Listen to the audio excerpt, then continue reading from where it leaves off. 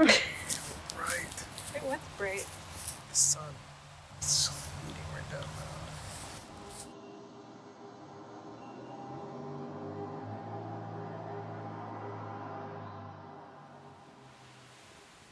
That's what you're gonna be wearing?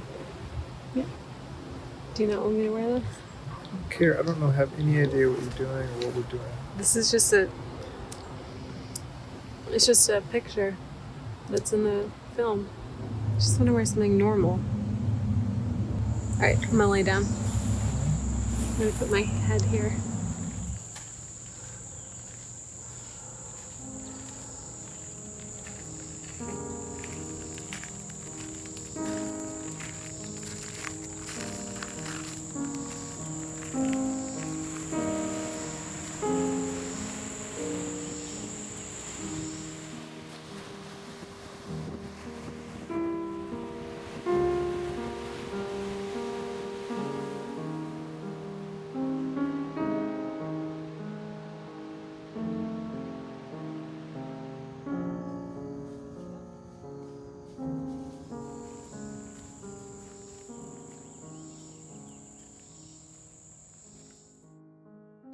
And play with my toys and read my books. The heart is a house. It has 4 rooms, an upstairs and a downstairs. A cardiologist is explaining this to me over a pixelated FaceTime call. Her mouth is moving against a blue surgical mask, fluttering like a butterfly. Because of COVID-19 precautions, and I couldn't visit you. I could only bring smoothies and crafts that our daughter has made and send them up to you from the front desk of the hospital.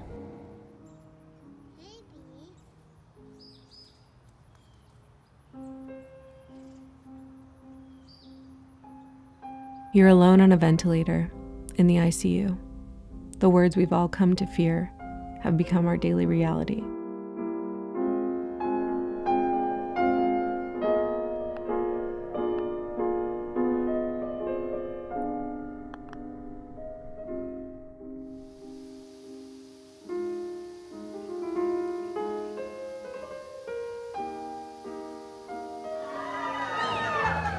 You can make me cry, see you coming, and you can pass me by.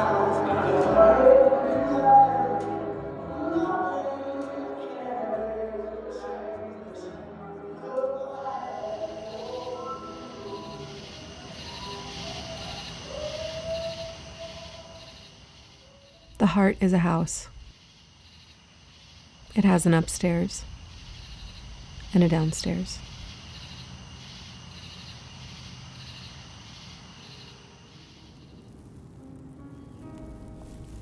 The doctor's telling me this because 2 months away from your 29th birthday, your heart stopped suddenly.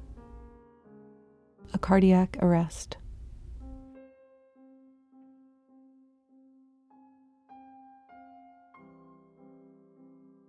You died. Later, but again, overall the function is good, so it's pumping normal. And now you're alive. And there's nothing that's like obviously wrong that could have caused this.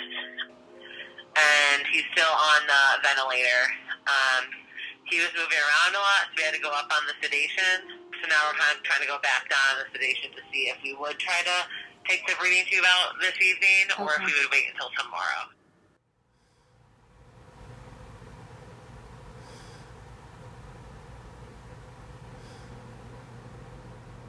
When I look at the heart, I don't see a house. I see a twist of knots. I see highways and overpasses. I see the BQE, platelet cars, jug handles, electrical wires. The heart is the center of our being, the emblem of love, where everything meets, combines, cleans, and then goes back out to the extremities. You didn't have a heart attack or blocked arteries. What you have is an electrical problem, an arrhythmia. A friend of mine tells me she is praying to Mary, undoer of knots, to intercede swiftly for my husband's unruly heart. How to future treat this, and it's situations like this. A lot of times, and we talked to your husband about this. Having sudden cardiac arrest, maybe we won't find a specific reason for it, which can be kind of scary. Yeah. And so we probably would recommend later down the line for a defibrillator, just in case if this were to happen again. But we can talk about him. We can talk about that more after his MRI. It is both a mystery and a miracle that you are alive.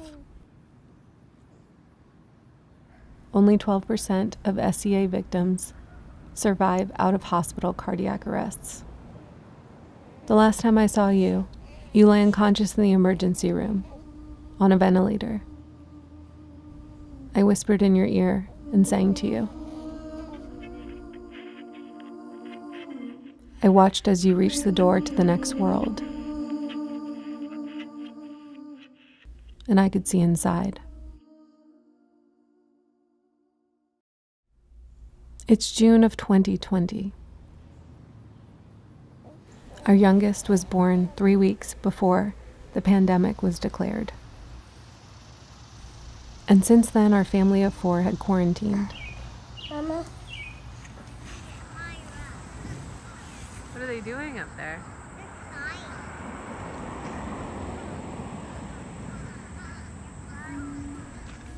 Every day of quarantine with children meant our patterns were in a constant spiral. We walked the same loops, read the same books, saw the same mushrooms, and took naps at the same time.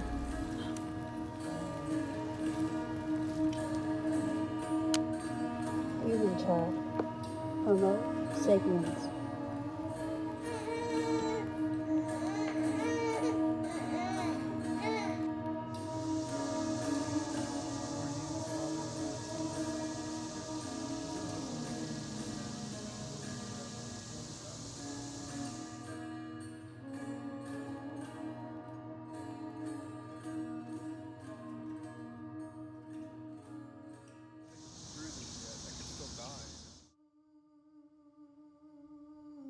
When the doctor calls me to tell me you are awake and asking for me, I almost feel I am losing my mind.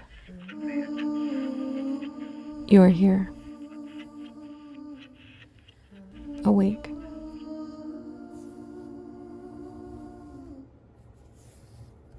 Your voice crackling from the other end of a light-years-long connection.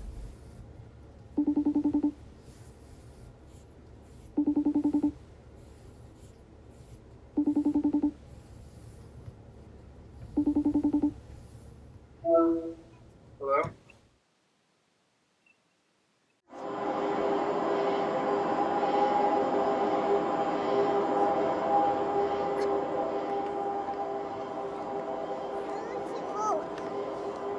The summers in North Carolina are thick.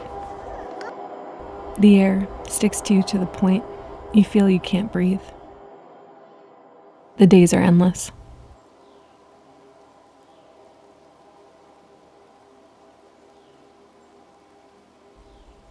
When I was young, I believed that time ran in a single straight line,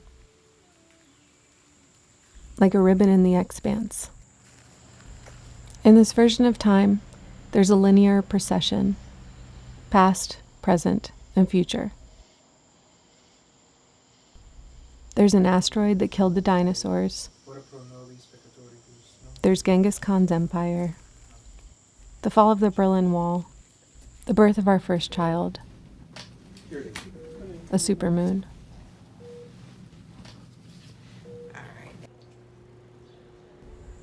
From the moment of the cardiac arrest, I begin to have flashbacks and time loops in my mind. Why did this happen? What could have happened? These branching realities make a wave that capitulates, undulates, disconnects, and comes back together.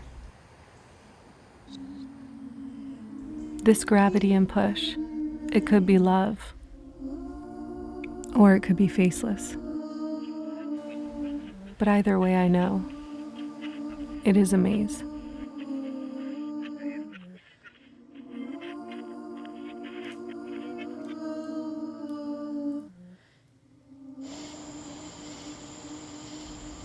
I go back into the room where it happened.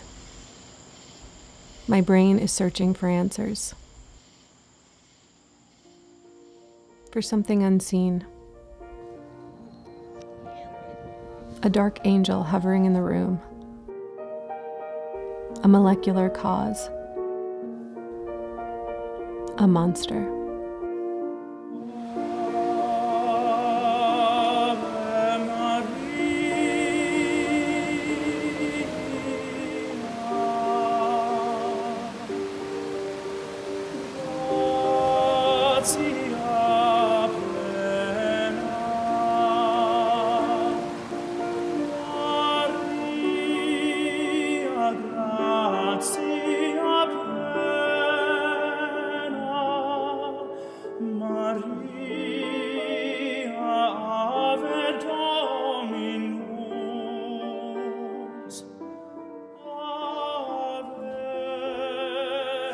We don't want to be in a situation where we're nearing our ICU capacity, and we want to avoid a situation where hospitals are forced to postpone procedures or surgeries or other essential non-COVID care.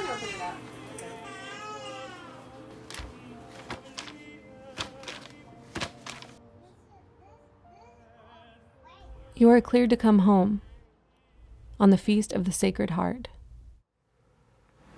There's a book on the ground in the office on the far wall. It's in a stack. It's called It's by Frederick Beiser. It's called The Struggle Against Subjectivism. That's what you want to read right now? Yes. Yes. Like you. You don't have to publicize this. This is just a private thing. I'm not publicizing. You do publicize. Is my little love? Is Mommy my little love? Yeah. You see it?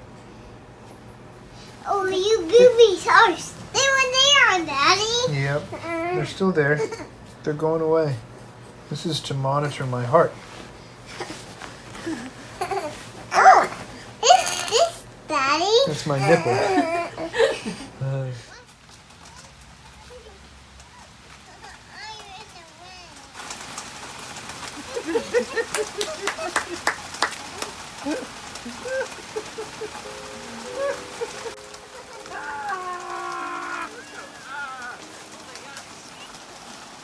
Ready?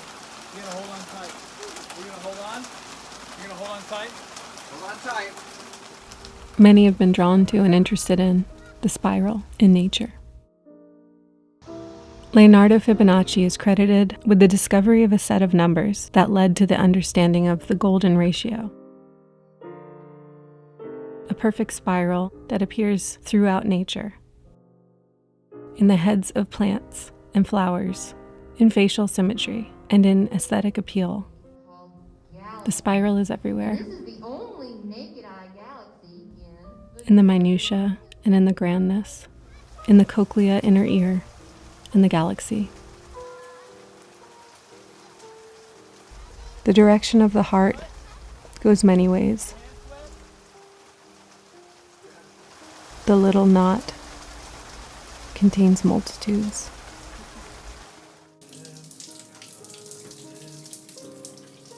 For centuries, labyrinths have been sites for seekers, using the sensation of turning, moving, and breathing as a pacing tool for prayer. It holds us in a pattern, a rhythm, like a heartbeat. In this sacred geometry, the labyrinth has become for me the shape of a spiral cut down the middle, opened up. I could begin to see a way through the maze.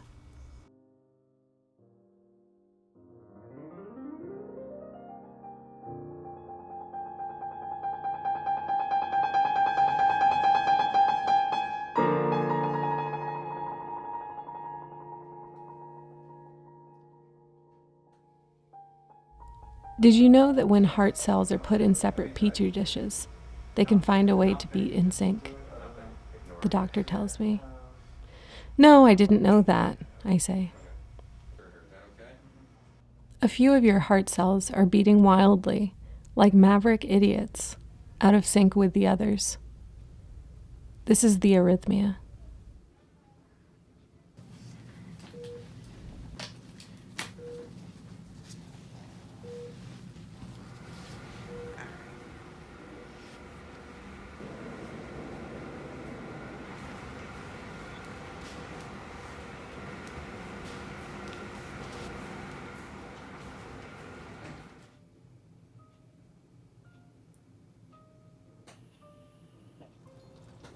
We are novices in this labyrinth of hospital visits, heart monitors, babies, and prayer.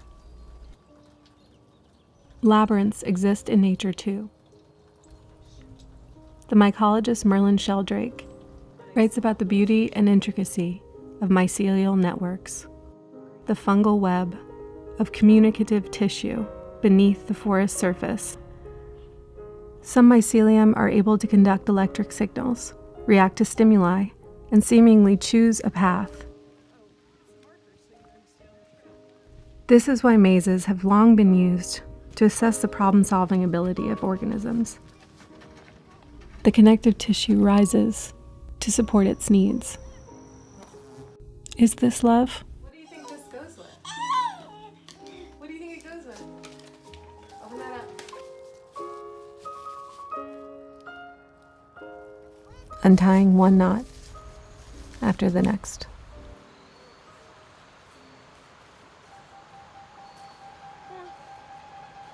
In January 2020, you were also in bed sick with RSV, respiratory syncytial virus. After that, you complained often of shortness of breath and fatigue. We chalked it up to being new parents. It's just hard, not sleeping. We learned during the COVID pandemic that respiratory illnesses can cause cardiomyopathy and other issues related to heart arrhythmias. Could it have been a virus? We don't know.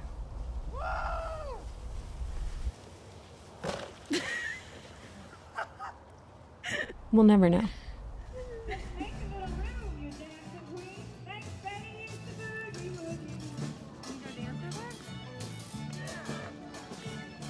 Simone Weil said that God is in the center of the labyrinth, waiting there to eat you. If we're all getting eaten up, then it seems the time is now to take in a breath, to see a jellyfish, to hold your hand, to take your time. Can you not wear that hat? The thing about being theirs is that my love for them comes at a cost to me, and the cost is my life. And that cost is a great gain to me. One of the mysteries of love. The things we do in this life for love will define us, and I want those things to define me. We are here together, surviving in the turns, and we're going to the center, not the end.